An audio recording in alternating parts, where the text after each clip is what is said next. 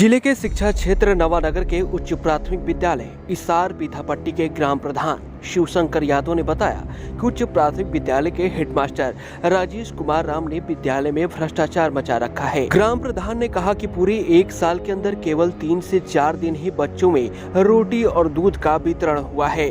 प्रधानाध्यापक ने सारे राशन को बेच दिया। यही नहीं, ग्राम प्रधान ने कहा कि विद्यालय के प्रधानाध्यापक राजेश कुमार राम ने 4,50,000 का घोटाला भी किया है, जिसका मेरे पास सबूत भी है। इसे प्रधानाध्यापक पर कठोर कार्रवाई होनी चाहिए और गबन किए गए पैसे की रिकवरी। अगर इस मामले की जांच कर प्रधानाध्यापक पर कार्रवाई नहीं हुई तो मैं बलिया डीएम से लेकर लखनऊ सीएम ऑफिस तक जाऊंगा। मैं ग्राम प्रधान शिवशंकर यादव, मैं प्रधान इसार पीथापट्टी का हूँ। हमारे यहाँ व्यवस्था विद्यालय की छिन्न भिन्न तार तार हो गई है। तो पूरे साल में 1 जनवरी से लेकर अब तक आज के 2 महीने से पहले तो रोटी बन रही है। पूरा गेहूं बेच दिया गया। केवल पूरे साल में मतलब 8 महीने में 3 दिन ही रोटी बनी थी विद्यालय पर। तो गेहूं तो बेच दिया गया। किसने बेचा? प्रधानाध्यापक ने बेचा, राजेश कुमार राम ने बेचा। कन्वर्जन मनी और एमडीएम की बात है। तो इसके बाद पूरे साल के अंदर 3 या 4 दिन इन्होंने बच्चों को दूध दिया, जबकि हर बुधवार को दूध देना है। दबाव बनाने के बाद भी दूध आज तक बच्चों को नहीं मिल रहा है। वो तो अलग की बात है। ये प्रधानाचार्य महोदय आज कुछ दिन पहले हमसे कहा, मतलब 2-2.5 महीने पहले की बात है, प्रधान जी अब आप खाते में शामिल हो गए हैं। ऐसा है कि इसमें कुछ बचत होती है, इसमें आपका भी कुछ हिस्सा होता है। मैंने कहा कि अरे प्रधानाचार्य महोदय, हमसे क्या कहने जा रहे हैं आप? बच्चों के पैसे में एमडीएम के मामले में प्रधान का हिस्सा होता है? कैसी बात आप कर रहे हैं? उन्होंने कहा कि मेरे पास कुछ है, ले लीजिए। मैंने कहा कि जो भी हो, मानवता के नाते आप प्रधानाचार्य हैं विद्यालय के, उसको अपने पॉकेट में रखिए और आज से ऐसी हरकत मेरे सामने मत कीजिएगा। ठीक, वो चले गए। अब बात आई है, हमको चीटिंग लगी कि आखिर ही पैसे की बात कर रहे हैं, इसके पीछे राज क्या है। मैंने बैंक से स्टेटमेंट निकलवाया सर, कि आखिर देखें राज क्या है। तो जब स्टेटमेंट निकला तो पता चला कि, अब सुनिए मेरी ध्यान से, इस बात को थोड़ा सा आप लोग गौर कीजिएगा। आज ये कह रहे हैं कि यह पैसा कोरोना काल में मैं बच्चों को दिया हूँ, जबकि बच्चों को पैसा चेक के माध्यम से दिया गया। जो जिस समय विद्यालय बंद था वह पैसा चेक के माध्यम से बच्चों को दिया गया है, न कि नगद निकाल कर भुगतान किया गया हो किसी अभिभावक को। वह पैसा चेक के माध्यम से दिया गया है, जो बैंक ने दिया है खाते में।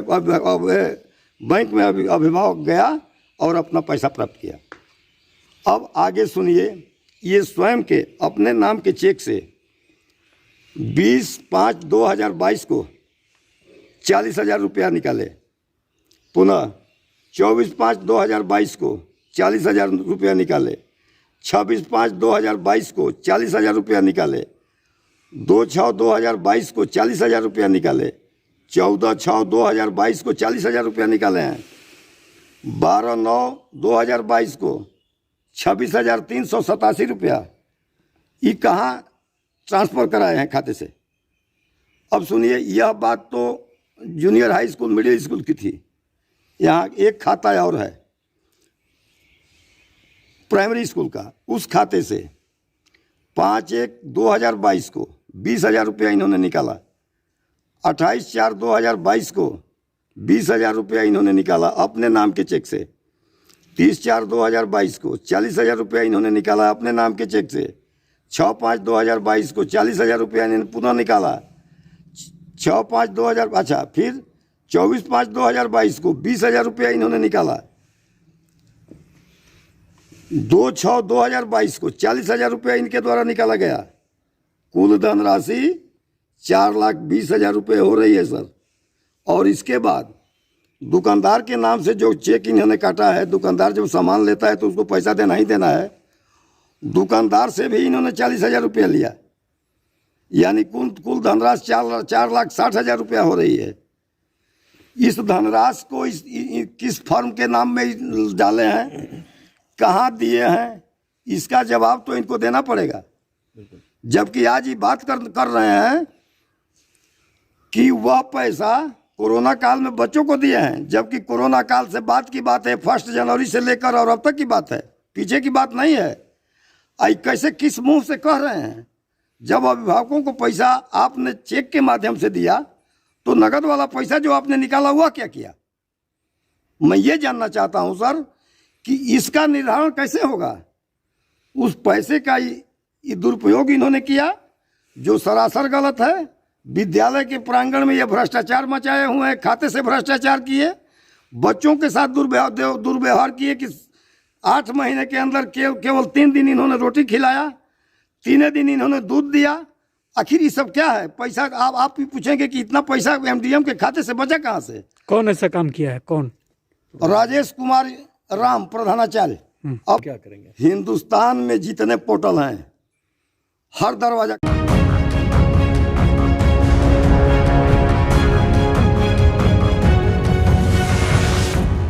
वहीं जब उच्च प्राथमिक विद्यालय के हेडमास्टर पर पैसे के गबन व अन्य लगे आरोपों के बारे में पूछा गया तो उनका कहना है कि ऐसा कुछ नहीं है, यह मामला रसोई से जुड़ा है, मुझे फंसाया जा रहा है। इसार पीथा पट्टी जी, एमडीएम प्रतिदिन बनता है, मेनू के अनुसार बनता है जी। ये प्रकरण ये है, रसोइया की नियुक्ति है कंपोजिट विद्यालय पर, जहां पहले से 8 रसोइया थी और बाद में छात्र संख्या के आधार पर 5 की होनी है, जिसमें महिला विधवा महिला की प्राथमिकता वरीयता प्रथम है, द्वितीय परित्यक्ता की है, तृतीय साधवा की है। हमारे पास 5 आवेदन 5 विधवा का और उसके बाद 7 अन्य का हमारे पास आवेदन पत्र प्राप्त है, जिसमें 5 विधवा का ये रसोइया नियुक्ति होना है। उसके बाद प्रधान जी का कहना है कि हमारी रसोइया छंट रही है। इसके बाद वो ब्लेम लगा रहे हैं, एमडीएम रोज़ बनता है सर, आज भी बना है, मेनू के अनुसार बना है। जो पैसा देने की बात कह रहे हैं तो पैसा दिया जाएगा, जब कन्वर्जन मनी आएगी तो उनको चेक द्वारा दे दिया जाएगा सर। ये भी आरोप लगाया जा रहा है कि आपने कन्वर्जन मनी उतार के अपने ऐसा नहीं है सर, अपने ऐसा सर नहीं है। जो अपने हित लाभ में ले लिया, जो हमारे चार्ज में मिला था पैसा 4 लाख 3 लाख, तो उसमें से जो कोविड काल में बच्चों को पैसा भेजना था और खाद्यान्न भेजना था, देना था, वो दे करके उसके बाद चला रहे हैं सर, दे दिए हैं।